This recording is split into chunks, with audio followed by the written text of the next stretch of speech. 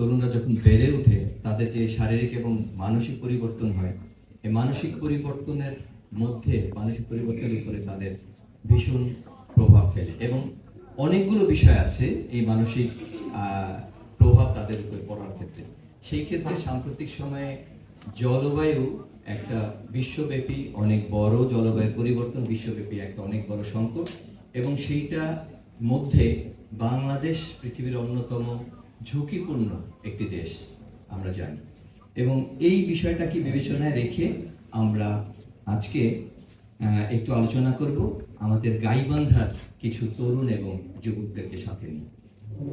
এর কোনো সমাধান আছে কিনা আমরা খুঁজে পাওয়ার চেষ্টা করব আমাদের এই তরুণ এবং যুবকদের আলোচনার মধ্য দিয়ে। তাদের জন্য আমরা কি করতে পারি এবং তারা নিজেরা কি ভূমিকা রাখতে পারে এই বিপদ মোকাবেলায়, সেই বিষয়টি নিয়ে আমরা আলোচনা করব। এবং আমাদের আজকে প্রথম আলোচনার যে বিষয়টা সেটা হচ্ছে যে জলবায়ু পরিবর্তন ও মানসিক সুস্থতা, উত্তরবঙ্গের প্রেক্ষাপটে কিশোর কিশোর যুবদের উন্নয়ন। এবং উত্তরবঙ্গের মধ্যে আমরা বিশেষ করে গাইবান্ধাকে আজকের এই আলোচনায় ফোকাস করার চেষ্টা করব, কারণ আমরা দেখেছি যে যতগুলো দুর্যোগের আমরা মোকাবেলা করছি, ফেস করছি, তার মধ্যে বিশেষ করে গাইবান্ধার জন্য বন্যা, গাইবান্ধার জন্য অতিবৃষ্টি, আগাম বৃষ্টি, অনেক বেশি শৈত্যপ্রবাহ, খরা, প্রত্যেকটার মধ্যেই কিন্তু আমাদের গাইবান্ধা কে ফেস করতে হচ্ছে বিষয়গুলো। তো এটা আমরা কেন করছি, আমরা এই আলোচনার মধ্যে দিয়ে খুঁজে পাওয়ার চেষ্টা করবো যে তরুণরা এই জায়গায় কোনো ভূমিকা রাখতে পারে কিনা, এবং বিশেষ করে আমাদের কমিউনিটি এবং আমাদের অন্যান্য যারা সহযোগী সংস্থা যারা আছেন গাইবান্ধায় কাজ করছেন স্টেপের মতো, তারা কি করছেন এবং সরকারি পর্যায়ে আমরা সরকারের জায়গা থেকে আমরা কোনো সহায়তা নিতে পারি কিনা, ইত্যাদি বিষয়গুলো নিয়ে আমরা আলোচনা করব। এবং আমরা জানি যে মানসিক চাপকে কেন আমরা এটার সাথে তুলনা করলাম, কারণ মানসিক চাপ আসলে তৈরি হচ্ছে সবার মধ্যেই, বিশেষ করে কিশোর কিশোরীরা যারা বেড়ে উঠছে। এলভিন আপা তার আলোচনায় বলছিলেন যে আমাদের দেশে এখন প্রায় 3,60,00,000 অ্যাডোলেসেন্ট ইয়াংরা রয়েছেন যারা খুব নিকট ভবিষ্যতে দেশকে নেতৃত্ব দিবে। তো তারা যদি মানসিক অসুস্থতার মধ্য দিয়ে বেড়ে ওঠে, এটা আমাদের জন্য একটা ল্যান্ডিং হবে। এবং একদম সুস্থ জাতি পেতে হলে এখনই যারা বেড়ে উঠছে দেশকে প্রতিনিধিত্ব দেওয়ার জন্য, তাদেরকে আমরা সুস্থভাবে বেড়ে উঠতে সাহায্য করব। তো এই আলোচনায় আমার সাথে যারা যুক্ত হয়েছেন, আমি চাইবো যে তারা নিজেরা একটু নিজেদের পরিচয় দিক, শুধু নাম বলবে এবং সে কোথায় পড়ে এইটুকু বলবে, তারপরে আলোচনার মধ্যে তো আমরা বলতেই পারবো। ধন্যবাদ। আমি সবাইকে শুভ সকাল এবং সবাইকে সালাম, আসসালামু আলাইকুম এবং আদাব। আমি আথহার নিদা তুবা, পড়াশোনা করছি গাইবান্ধা সরকারি কলেজ, অনার্স 3য় বর্ষে, ইংলিশ লিটারেচার নিয়ে। আসসালামু আলাইকুম, আমার নাম তৌফিক মন্ডল, আমি বিএম ল্যাবরেটরি স্কুল অ্যান্ড কলেজে 9ম শ্রেণীর শিক্ষার্থী। আসসালামু আলাইকুম, আমার নাম মোহাম্মদ রোমান ইসলাম, আমি police line school Gaibandha police line স্কুলে 9ম শ্রেণীর একজন ছাত্র। শুভ সকাল, আমি রঞ্জন দেবনাথ, গাইবান্ধা সরকারি কলেজের 2য় বর্ষের অ্যাকাউন্টিং বিভাগের একজন ছাত্র। শুভ সকাল, আমি সৈয়দা সামিয়া জাহান প্রাপ্তি, আমি পড়াশোনা করছি গাইবান্ধা সরকারি কলেজ ব্যবস্থাপনা বিভাগ 2য় বর্ষ। Thank you. আমি তৌফিকুল করিম চৌধুরী, কাজ করছি আরএসএসটিতে। মানসিক এবং অনেক শারীরিক চাপ অনুভূত হয় এবং এবং পারিবারিকভাবে অনেক মানসিক চাপ আমরা ফেস করি। এবং বিশেষ যে আমাদের প্রথম যে সমস্যাগুলো হয় তার মধ্যে প্রথম আছে যেমন আমার পড়াশোনা এবং ভবিষ্যৎ নিয়ে আমাদের মানসিক চাপ। আমি বড় হয়ে কি হব, বড় হয়ে চাকরি হবে কি হবে না, বা আমি পরিবারের দায়িত্ব কিভাবে নেব, সে সম্পর্কে আমাদের মানসিক চাপ অনেক হয়। যেমন আমার বাবা মাকে আমি কিভাবে দায়িত্ব নেব এবং আমাদের দেশে আমি কিভাবে অবদান রাখতে পারবো, সে বিষয়ে অনেক আমার মানসিক চাপের মধ্যে পড়ি। এবং দ্বিতীয়ত হচ্ছে পরিবেশগত এবং বাস্তবতার দিক থেকে চাপ। যেমন আমার বাসা গাইবান্ধা একটি গ্রামে, আমরা নদীর ধারে। তো অনেক সময় নদী ভাঙনের শিকার হয় এবং আমি যখন ছোট ছিলাম তখন নদী ভাঙনের শিকার আমার মনে হয়েছিল যে এখন যদি নদী ভেঙে আমার বাড়ি ভেঙে যায় তাহলে আমরা কোথায় যাব এবং কিভাবে নিজেকে বড় করে তুলবো এবং নিজের যে পরিবর্তনগুলো সেগুলো কিভাবে মোকাবেলা করব এবং আরো অনেক ধরনের পরিবর্তন আছে। তৃতীয়ত হচ্ছে পারিবারিক এবং সামাজিক প্রত্যাশা এবং তুলনা। সমাজ আমাকে কিভাবে দেখতে যাচ্ছে, আমি আমাকে ভদ্র একজন ছেলে হিসেবে গড়ে উঠতে হবে, একজন ভালো ছাত্র হিসেবে সমাজ আমাকে দেখতে চায় এবং সে বিষয়ে আমি কিভাবে নিজেকে প্রস্তুত করব সে এই কিশোর বয়সে তা নিয়ে অনেক মানসিক দ্বন্দ্ব, অনেক ধরনের মানে চিন্তা তৈরি হয়েছে, এটা আমি করতে পাবো কি আমি করতে পাবো না, এবং অনেক ধরনের সামাজিক প্রত্যাশা পূরণ করতে আমি অনেক সময় ব্যর্থ হয়েছি। যেমন অনেক আমি কোনো ভালো রেজাল্ট করি, সমাজের চোখে আমাকে দেখানো হবে আমি পড়াশোনা করি না বা আমি এটা করতেছি না, আমি এটা করতেছি, এই বিষয়ে অনেক আমাদের মানসিক একটা চাপ তৈরি হয় এবং আরো অনেক কিছু আছে। চতুর্থত আমি বলতে যাচ্ছি আমাদের যে বন্ধুত্বপূর্ণ আচরণ তার মধ্যে অনেক আমার একটা ফ্রেন্ডের সঙ্গে আমার ঝগড়া হয়েছে, আমি কথা বলতেছি না, তার সঙ্গে যে আমার সঙ্গে ব্যবহার করা হচ্ছে বা আমি ব্যবহার করতেছি, রুড ব্যবহার করতেছি, খারাপ ব্যবহার করতেছি, সেই সময় যে আমাদের মানসিক চাপটা সেটা অনেক অনেক ভোগান্তির মধ্যে সৃষ্টি হয়েছে। আমি কেন এরকম করলাম, এটা কি আমার দোষ আসলে ছিল নাকি তার দোষ ছিল, সে ব্যাপারে আমাদের অনেক মানসিক চাপ বৃদ্ধি পায়। এবং আবেগ প্রকাশ সেই যে বাধাটা আমাদের, বিশেষ করে বয়সন্ধিকালীন সময় আমাদের যে শরীরে বিভিন্ন পরিবর্তন হয় সে ব্যাপারে আমরা আমাদের বাবা মাকে সহজে অনেকেই বলতে পারি, আবার অনেকেই বলতে পারি না। আমাদের মধ্যে দ্বিধাদ্বন্দ্ব কাজ করে যে আমার যে পরিবর্তন হচ্ছে এটা কি স্বাভাবিক নাকি কোনো অস্বাভাবিক, এটা আমি পরিবারকে বলতে পারবো কি বলতে পাবো না। এবং আমি আমার ব্যক্তিগত জীবনে একটু উদাহরণ দিচ্ছি। আমি যখন মার্কেটে বা কোথাও যাই, আমার কোনো জিনিস পছন্দ হলে আমি বাবা মাকে বলতে পারি না, যে আমি ভাবি যে আমি যেটা বলবো এটা কি আসলে সঠিক, এটা কি আমি বলতে পাবো, এই দ্বিধাদ্বন্দ্ব আমার মধ্যে কাজ করে। আমি কোনো আবার ভালো কোনো সিদ্ধান্ত যদি আমি নিতে চাচ্ছি, আমি ভাবতেছি আচ্ছা এই সিদ্ধান্ত নিলে আমার কি উপকার হবে নাকি আমার অপকার হবে, এই বিষয়গুলোতে আমি অনেক মানসিক চাপ বোধ করি। এবং আমি ভাবি যে আমাদের মতো যারা কিশোররা আছে তারা যদি বিভিন্ন ধরনের এনজিও যেমন আমাদের আরএসএফের মতো এখানে না আসতাম, আমরা জানতে পারতাম যে আমাদের বয়সন্ধিকালীন পরিবর্তনগুলো স্বাভাবিক ব্যাপার বা এটা আমাদের একটি জীবনের অংশ। এটা যদি আমরা না জানতাম তাহলে আমরা পরিবারের বিভিন্ন ধরনের বলতেও পারতাম না এবং আমরা দ্বিধাদ্বন্দ্বের মধ্যে থাকতাম যে এটা যে আমার সাথে হচ্ছে এটা কি সবার সাথেই হয় নাকি শুধু আমার সাথেই হচ্ছে। আমি এই বলেই শেষ করছি। ধন্যবাদ সকলকে। থ্যাংক ইউ তৌফিক মন্ডল। আমি দৃষ্টি আকর্ষণ করবো তৌফিক মন্ডল আলোচনার সাথে আমাদের এখানে অনেক অভিভাবকরা আছেন, বাবা মারা আছেন, শিক্ষক মন্ডলী আছেন। তৌফিক মন্ডলের আবেগ, তার অনুভূতি, তার মানসিক চাপ নিয়ে তার যে সেটা যে ব্যক্ত করেছেন, নিশ্চয়ই আপনারা তার এই অনুভূতির সাথে আপনারা কানেক্ট করতে পেরেছেন। তো আমরা একটু ধীরে ধীরে আমরা আলোচনার ভেতরে ঢোকার চেষ্টা করব। আমি এই পর্যায়ে তুবা রহমানের কাছে যাব এবং তুবা রহমান আপনার কাছে জানতে চাই যে তৌফিক মন্ডল যে আলোচনা করলেন মানসিক চাপ নিয়ে, এবং এটার সাথেই আমরা আসলে জলবায়ুর আলোচনায় এর সাথে যেতে চাই। যে তৌফিক মন্ডল এক জায়গায় বলেছেন যে তার একবার ভাবনা হচ্ছিল যে আমি যে বাড়িতে থাকি তার পাশে নদীতে আমার বাড়ি ভেঙে গেলে আমি কোথায় যাব। জাস্ট একটা এক্সাম্পলের কথা বললাম। এটা আমরা নিশ্চিতভাবে জানি যে এটা জলবায়ু পরিবর্তনের কারণেই ঘটেছে। এবং আপনি কি একটু আমাদেরকে একটু বুঝতে সাহায্য করবেন কিনা যে জলবায়ু পরিবর্তন তাহলে আমাদের জীবিকা এবং আমাদের ভবিষ্যতের উপর কিভাবে প্রভাব ফেলছে? ধন্যবাদ আবারও। প্রথমত বলতে চাই যে আমাদের গাইবান্ধা উত্তরবঙ্গের একটা জেলা হিসাবে পরিচিতি পেয়েছে আপনাদের কাছে, সবার কাছে, যে এক নামে সবাই চেনেন যে উত্তরবঙ্গের জেলা গাইবান্ধা। আর উত্তরবঙ্গের জেলা গাইবান্ধা নামটা হওয়ার পিছনে আপনারা কি কারণ জানেন যে আমাদেরকে কেন এক নামেই পরিচিতি পেয়েছি? কারণ এই জেলায় হচ্ছে শীত অনেক বেশি, গরমের তাপটাও অনেক বেশি, এছাড়া আমরা হচ্ছে নদীর তীরবর্তী জেলা, এ কারণে আমাদের হচ্ছে নদী ভাঙ্গন এবং অন্যান্য দুর্যোগ হচ্ছে আমাদের জেলায় লেগেই থাকে। এক কথায় আমরা বলতে পারি যে আমাদের গাইবান্ধা জেলা একটা দুর্যোগ প্রবণ জেলা, যে জেলাতে আপনি হচ্ছে অতিবৃষ্টি, খরা, এছাড়া হচ্ছে নদী ভাঙ্গন দেখতে পারবেন। আমাদের গাইবান্ধা জেলায় আমরা প্রতি বছরই আমাদের হচ্ছে বিপুল সংখ্যক মানুষ যারা চর অঞ্চলে বসবাস করে, এছাড়া নদীর তীরবর্তী এলাকায় যারা বসবাস করে, তারা হচ্ছে নদী ভাঙ্গনের শিকার হচ্ছে। এর প্রভাবে আমাদের হচ্ছে যারা আছেন শিক্ষার্থী এবং সাধারণ মানুষ, কিশোর কিশোরী এবং প্রতিবন্ধী যারা ব্যক্তিরা আছেন, তাদের জীবনে যে প্রভাবটা ফেলছে আমি একটু সেটা আপনাদেরকে একটু বর্ণনা করতে চাই। এর সাথে জানিয়ে রাখতে চাই, আমারও কিন্তু বাসা নদীর তীরবর্তী, মানে নদীর পাশে। ঘাঘট নদী আপনারা হয়তো নাম শুনেছেন, ঘাঘট নদীর ঠিক বিপরীতেই আমার বাসা, নতুন ব্রিজের পাশে মিয়াপাড়া নামে হচ্ছে আপনারা চিনবেন।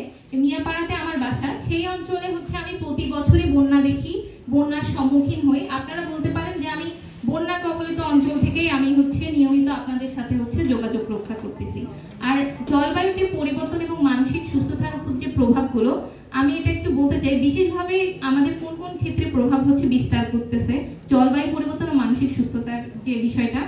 শিক্ষা, স্বাস্থ্য, মানসিক সুস্থতা, এছাড়া ভবিষ্যৎ জীবিকা, কিশোরীদের হচ্ছে, কিশোরী নারী প্রতিবন্ধী যারা আছেন তাদের হচ্ছে যৌন প্রজনন স্বাস্থ্যের যে বিষয়টা সেটা নিশ্চিত হচ্ছে না। এরপরে হচ্ছে ভবিষ্যৎ পরিকল্পনার ক্ষেত্রে এবং তারা যে স্বপ্ন দেখবে এক্ষেত্রে তারা হচ্ছে বাধার শিকার হচ্ছে। শিক্ষার ক্ষেত্রে যদি প্রথমত বলি, আমরা যারা আছি যে হচ্ছে নদীর পার্শ্ববর্তী এলাকায় আমরা বসবাস করি, বন্যা কবলিত এলাকায় বসবাস করি, অতিবৃষ্টি, খরা, এরপর হচ্ছে আপনার বন্যা, নদী ভাঙ্গন, এসবের ক্ষেত্রে আমাদের শিক্ষাটা হচ্ছে ব্যাহত হচ্ছে। আমরা যে শিক্ষা প্রতিষ্ঠানে শিক্ষা গ্রহণ করব সেই শিক্ষা প্রতিষ্ঠানটাই হচ্ছে আশ্রয় কেন্দ্র হিসেবে ব্যবহৃত হচ্ছে। সেক্ষেত্রে আমাদের শিক্ষাটা কিছু সময়ের জন্য সাময়িকভাবে বন্ধ হয়ে যাচ্ছে। এছাড়াও আমরা যদি আমাদের বাসস্থানের কথা চিন্তা করি, নদী ভাঙ্গনের ক্ষেত্রে, নদী ভাঙ্গনের কারণে আমাদের অনেকের বাসস্থান দেখা যাচ্ছে নদীগর্ভে বিলীন হয়ে যাচ্ছে। আমাদের বাসস্থানে ঠিক থাকতেছে না, যে আমরা নতুন করে আবার কোথায় গিয়ে উঠবো, কোথায় গিয়ে থাকবো, সেখানে আমরা খাদ্য পাচ্ছি কিনা, এবং আমাদের কর্মের ব্যবস্থাটাও কিন্তু ঠিক নাই, যে আমরা অর্থ কোথায় পাচ্ছি।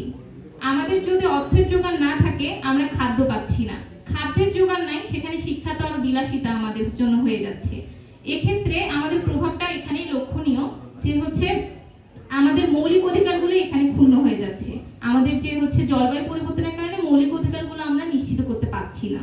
এছাড়া আমাদের দেখা যায় যে স্বাস্থ্য নিয়ে যদি বলি, আমাদের যারা বিশেষভাবে আমরা নারী আছি, শিশু, প্রতিবন্ধী ব্যক্তিরা আছেন, তাদের আমরা যদি স্বাস্থ্য নিয়ে কথা বলি, SRH এর বিষয়টা এটা নিশ্চিত হচ্ছে না। আমাদের যে মাসিক ব্যবস্থাপনার বিষয়টা থাকছে, এটা আরো মানে অস্বাস্থ্যকর একটা পরিবেশ তৈরি করে দিচ্ছে আমাদের জন্য। এখানে আপনারা হচ্ছে চিন্তা করলেই বুঝতে পারবেন যে আমরা এখানে হচ্ছে নারীরা যারা আছি তাদের SRH এর বিষয়টা মধ্যে হচ্ছে মাসিক ব্যবস্থাপনা, যে এটা আমাদের জন্য খুবই গুরুত্বপূর্ণ। মাসিক ব্যবস্থাপনার হচ্ছে অস্বাস্থ্যকর মাসিক ব্যবস্থাপনার কারণে আমরা নারীরা অনেকেই হচ্ছে নানা ধরনের বড় বড় হচ্ছে যৌন রোগে হচ্ছে আমরা ভুগতেছি। এর কারণে অনেক সময় দেখা যাচ্ছে যে হচ্ছে আমাদের মৃত্যু ঝুঁকিও বেড়ে যাচ্ছে মেয়েদের। তো সেক্ষেত্রে আমরা প্রভাবটা এখানে লক্ষ্য করতে পারতেছি। এবং যদি ভবিষ্যতের কথা বলি, যেখানে আমাদের শিক্ষা নিশ্চিত হচ্ছে না, খাদ্য নিশ্চিত হচ্ছে না এবং অন্যান্য মৌলিক অধিকারগুলো নিশ্চিত হতে পারতেছে না, সেখানে আমাদের ভবিষ্যৎ একটা অনিশ্চয়তার মধ্যে পড়ে যাচ্ছে। এবং অনেক সময় দেখা যায় যে আমরা মানসিকভাবে হতাশ হয়ে যাচ্ছি। এই হতাশার কারণে আমরা নানা ধরনের ভুল সিদ্ধান্ত নিয়ে ফেলতেছি, যে আমরা কি করব। এই হতাশায় ভুগতে ভুগতে একসময় দেখা যায় যে অনেকে অনেক প্রাণঘাতী সিদ্ধান্ত নিয়ে ফেলে। আমরা অনেকেই হচ্ছে বিভিন্ন পত্র পত্রিকায় পড়ে এসেছি যে হচ্ছে অনেক সময় দেখা যায় যে তারা হচ্ছে খাদ্যাভাব এবং তাদের মৌলিক অধিকারগুলো পূরণ না করতে পেরে তারা হচ্ছে প্রাণঘাতী সব সিদ্ধান্ত নিয়ে থেকেছেন। তো সেক্ষেত্রে আমি বলতে চাই যে জলবায়ু পরিবর্তনটা হচ্ছে আমাদেরকে নানাভাবে হচ্ছে বাধাগ্রস্ত করতেছে। আমরা হচ্ছে সবাই চাই যে সুন্দর একটা সমাজ হোক, সুন্দর একটা পরিবেশ আমরা পাই। এজন্য আমাদের হচ্ছে পরিশেষে বলতে চাই যে এই প্রভাবটা থেকে আমরা হচ্ছে মুক্ত হতে চাই। ধন্যবাদ। ধন্যবাদ তুবা রহমান। আপনি আমাদের ভবিষ্যৎ নিয়ে বলেছেন যে আমরা কত ধরনের থ্রেটের মধ্যে রয়েছি। এই জলবায়ু পরিবর্তনের যে প্রভাব, এটা আমাদের উপরে প্রভাব বিস্তার করছে এবং সরাসরি আমাদের আসলে জীবিকার উপরেই আসলে এটা প্রকারান্তরে প্রভাব বিস্তার করছে।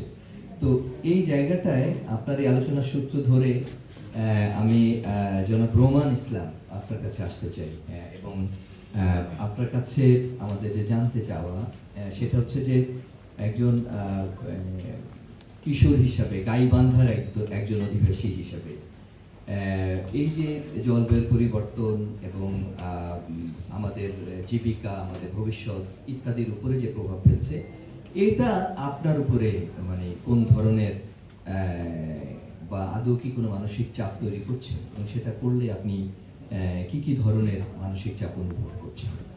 ধন্যবাদ। গাইবান্ধা জেলায় বসবাস করার কারণে গাইবান্ধা জেলার জলবায়ু পরিবর্তন আমি খুব কাছ থেকে অনুভব করেছি, এবং গাইবান্ধা জেলায় যে কিশোর হিসেবে আমি এটিকে অনেক দুর্ভাগ্য হিসেবে আমি মনে করি, কারণ গাইবান্ধা জেলায় প্রতি বছরই বড় ধরনের বন্যা এবং নদী ভাঙন হয়ে থাকে।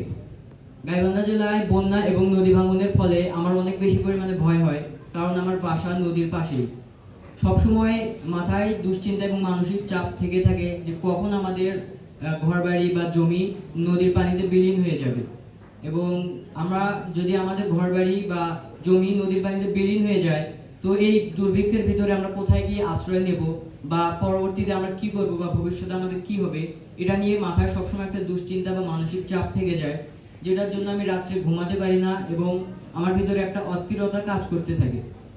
এবং সবচেয়ে বড় কথা যেটা আসে, বন্যা বা নদী ভাঙনের সময় স্কুল বন্ধ হয়ে যায় এবং পাশাপাশি বই খাতা সমস্ত কিছু ভিজে পানিতে নষ্ট হয়ে যায়, ফলে পড়াশোনাটা সেই সময়ের জন্য স্থগিত হয়ে যায়। তখন আমি ভাবি যে এখন আমার পড়াশোনাটা বন্ধ হয়ে গেছে, তো পড়াশোনাটা পরবর্তীতে আমি কিভাবে আবার পড়াশোনাটা কাভার দিব, বা কিভাবে পড়াশোনাটা আবার আমি নিজের ভিতরে আনবো, বা কিভাবে পড়াশোনাটা আবার শুরু করব, সেটা নিয়ে আমার ভিতরে একটা মানসিক চাপ সবসময় থেকেই যায়। এবং এটা নিয়ে আমি যেটা বলতে চাই সেটা হচ্ছে, আমাদের মতো কিশোর কিশোরীরা এই দুর্ভিক্ষের সময় সবসময় মানসিক চাপে বেশি পরিমাণে থাকে, কারণ তাদের হচ্ছে যে শিশু একটা মন থাকে, সেই মনে তারা যে ভয়াবহতা আর কি সেভাবে নিতে পারে না। তাদের চোখের সামনে যখন এই দুর্ভিক্ষের এরকম একটা ভয়াবহতা চলে আসে, তখন তারা অটোমেটিক্যালি হচ্ছে একটা মানসিক চাপের ভিতরে সবসময় থেকে যায়। আরেকটি বড় কথা যেটা হচ্ছে, এরকম দুর্ভিক্ষের সময় বা বন্যা বা নদী ভাঙনের সময় আমাদের জীবিকা নির্বাহ বা আর্থিক যে আয় উন্নতিটা, সেটার কথা বলতে হয়। আমাদের পরিবারের বেশিরভাগই কৃষিকাজ বা দিনমজুরির সাথে সম্পর্কিত।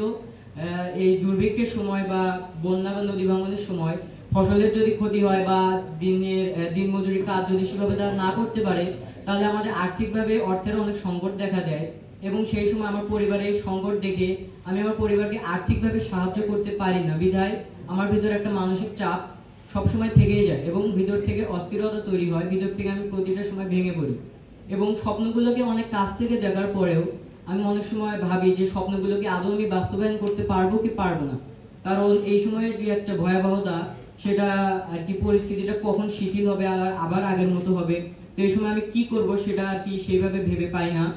তো সেইভাবে আর কি তখন দায়িত্বটা বা কিভাবে কি করবে সেটা সেভাবে বুঝতে পারি না। ইভেন আজকের কথাও যদি বলতে যাই, আজকে এই যে গাইবান্ধা জেলায় সকাল থেকে প্রচুর ঠান্ডা, এবং জলবায়ু পরিবর্তনের ফলে যে ঠান্ডাতে নেমেছে, তো আর এই স্টেপ প্রেজেন্ট এখানে হচ্ছে তারুণ্য মেলা।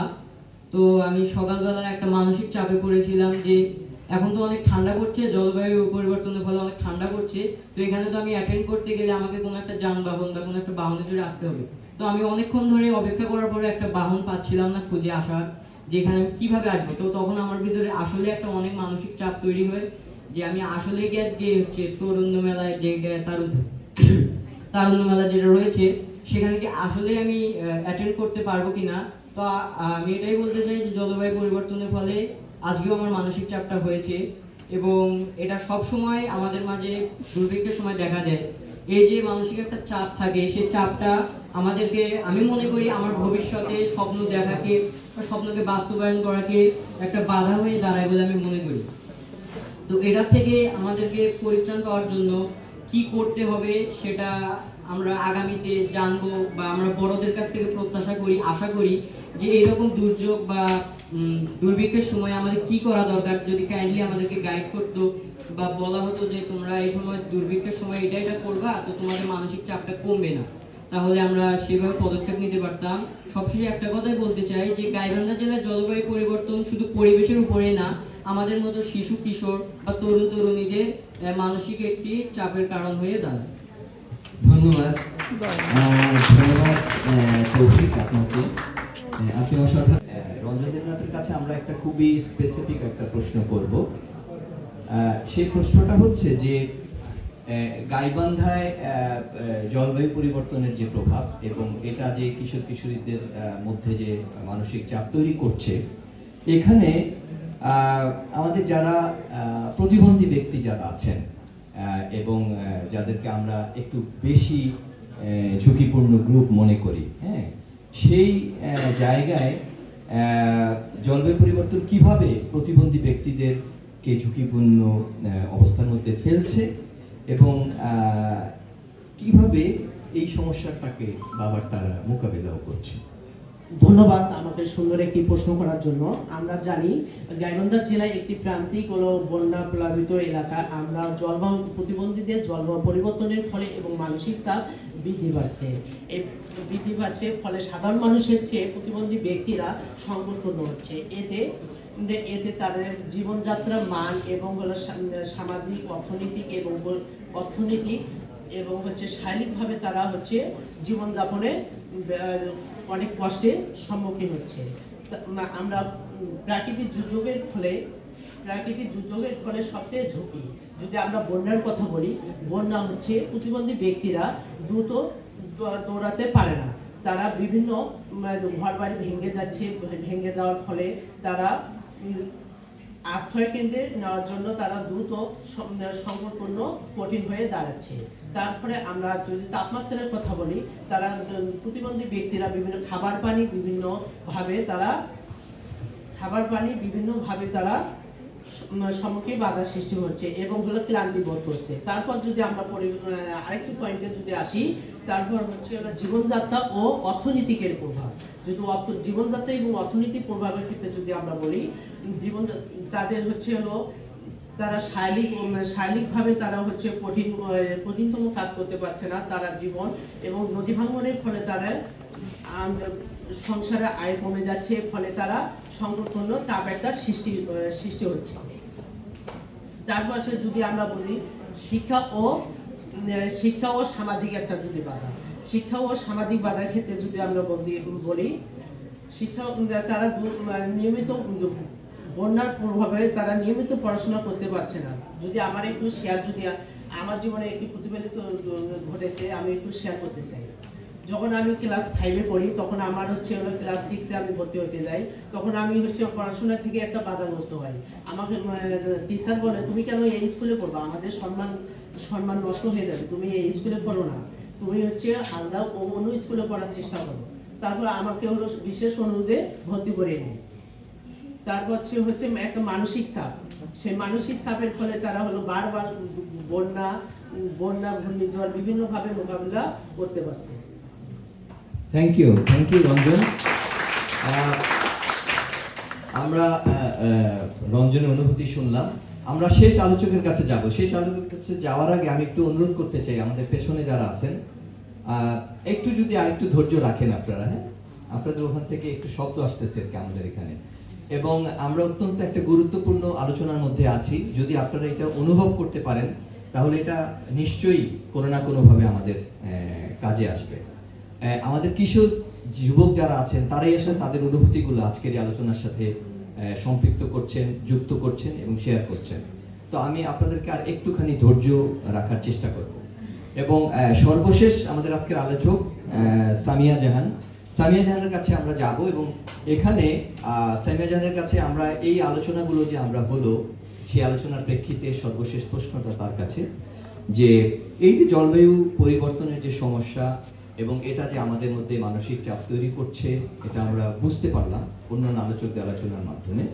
তো এখন আমরা যেটা জানতে চাই যে তাহলে আমরা যারা কিশোরী এবং যুবরা যারা আছি, এটার উত্তরণে আমরা আসলে তাহলে কিভাবে ভূমিকা রাখতে পারি, এই পরামর্শটা আমরা একজন তরুণ বা আমাদের যুব সমাজের প্রতিনিধি হিসাবে আমরা সামিয়া জাহানের কাছে জানতে চাই।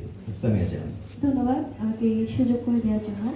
আমরা এতক্ষণ শুধু সমস্যা সমস্যা সমস্যা শুনলাম, কিন্তু সমাধান একজনও দিলেন না, কিংবা সমাধানে আসলে আছে কিনা এটাও আসলে আমাদের জানা নেই, কিংবা আমরা জানতে ইচ্ছুক। তো আমি শুরুতেই বলতে চাই, সমস্যা থাকলে সমাধান আছে, সেই রকম আজকের যুবক আগামী দিনের ভবিষ্যৎ। আমরা যদি আজকে থেকে শুরু করি তাহলে হয়তো বা আমাদের যতটুকু ক্ষতি হয়েছে তার সম্পূর্ণটা হয়তো বা নির্মূল করা সম্ভব না, তবে কিছুটা নির্মূল করা অবশ্যই সম্ভব।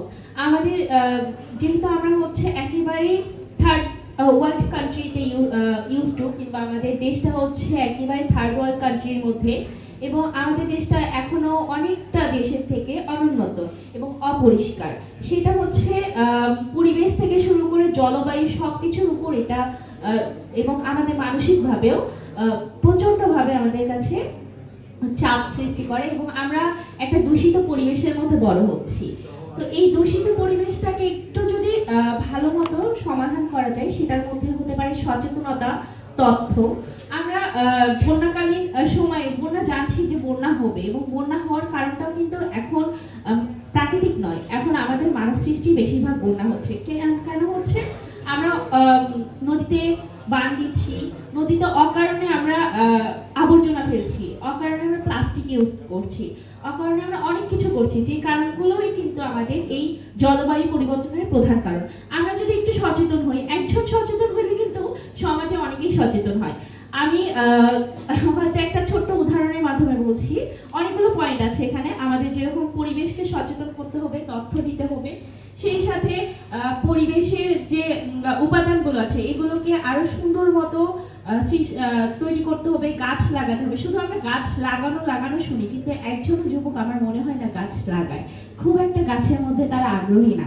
এই আগ্রহটাকে তৈরি করতে হবে, যুব সংগঠন তৈরি করতে হবে। শুধু গাছ লাগানো, ছবি তোলা, এই জিনিসটা করা যাবে না, গাছটা লাগাতে হবে ভালোবেসে। তো ভালোবাসলেই আমাদের জিনিসগুলো সুন্দর হবে।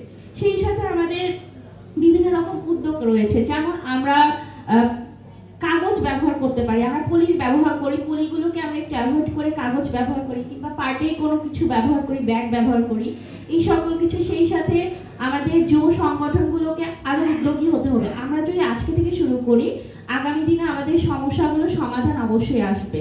আমাদেরকে বিভিন্ন উদ্যোগী হতে হবে।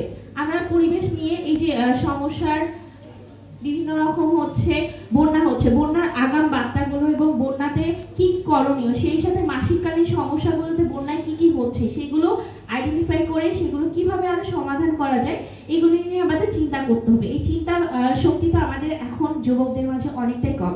আমরা প্রত্যন্ত গ্রাম অঞ্চলেও দেখি অনেকে মোবাইল ফোন ইউজ করেন, কিন্তু মোবাইল ফোনগুলো কেউ ভালো কাজে ইউজ করে না। তথ্য প্রযুক্তিকে আরো শক্তিশালীভাবে এগিয়ে নিয়ে যাওয়া যায়, কিন্তু আমরা কেউ তথ্য প্রযুক্তিকে ভালো কাজে এগিয়ে নিয়ে যাচ্ছি না। আমরা ফেসবুকে বিভিন্ন রকম ভাবে কাজ করতে পারি, বিভিন্ন সংগঠনের মাধ্যমে ফেসবুকে ছড়িয়ে দিতে পারি। আমরা যেহেতু এখন বর্তমানে ট্রেন্ডের যুগ, আমাদের তরুণ তরুণীরা ট্রেন্ড নিয়ে বেশি আলোচিত, তো তাদেরকে খারাপ ট্রেন্ডগুলো না দিয়ে আমরা একটু সবুজ তারুণ্যের যে ট্রেন্ড, এই জিনিসটা তাদেরকে একটু ছড়িয়ে দিতে পারি। সেই সাথে আমাদের যে সমস্যাগুলো হচ্ছে এগুলো কিভাবে হচ্ছে এবং কেন হচ্ছে, এই কারণগুলো খুঁজে খুঁজে আমরা তাদেরকে আরো সচেতন করতে পারি। সচেতনতা নেই জন্যই আমাদের এই জিনিসগুলো হচ্ছে। আমি গতকাল সন্ধ্যার একটা ঘটনা বলবো। আমরা এখানে আমাদের হাতির ঝিল নামে পরিচিত, তবে এটা হচ্ছে ডিবিট কোম্পানি পাড়ার ছোট হাতির ঝিল যেটাকে বলে। তো সেখানে আমাদের একটা পুকুর বা হচ্ছে নদী টাইপের কিছু আছে, সেটা অত্যন্ত পানা দিয়ে ভর্তি। পরিবেশটা আগে অনেক সুন্দর ছিল, কিন্তু বর্তমানে অসচেতনতা এবং হচ্ছে তাদের টেক কেয়ারের অভাবের কারণে এই জিনিসটা হচ্ছে। তো আমরা হচ্ছে এই জিনিসটাকে যদি একজনও পরিষ্কার করে বা এলাকাবাসী পরিষ্কার করে, তাহলে কিন্তু এই জিনিসটাকে আর সুন্দর করা যায়। আমাদের মাঝে ওই সচেতনতাটা নেই। আমরা তরুণদেরকে একটু উদ্যোগ দিতে পারি না যে এই জিনিসটা করো, ভালো জিনিসটাকে আমরা আসলে ভালো বলতে পারি না। এটাই হচ্ছে আমাদের সমস্যা। আর এই জিনিসগুলোকে আমাদের পরিবর্তন আনতে হবে। পরিবর্তন না আনলে আমাদের মাঝে কখনোই কোনো কিছু সম্ভব না। তো আমার বক্তব্য এইটুকুই ছিল।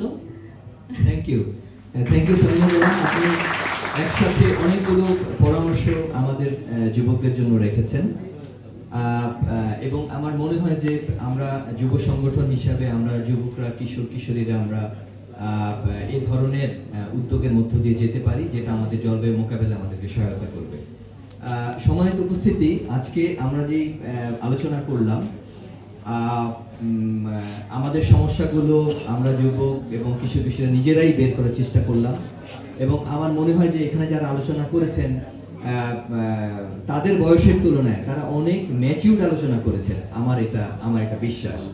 এবং আমি বলবো যে তাদের আলোচনার মধ্য থেকে আমরা কিছু সিদ্ধান্ত আমরা পৌঁছাতে পারি, এবং আমরা যেটা বুঝতে পারলাম যে তারা যে মেসেজগুলো, তথ্যগুলো আমাদেরকে দেওয়ার চেষ্টা করেছে তাদের আলোচনায়, আমি যতটা বুঝতে পেরেছি সেটা হচ্ছে এরকম যে সুস্থ মন ছাড়া টেকসই উন্নয়ন সম্ভব নয়।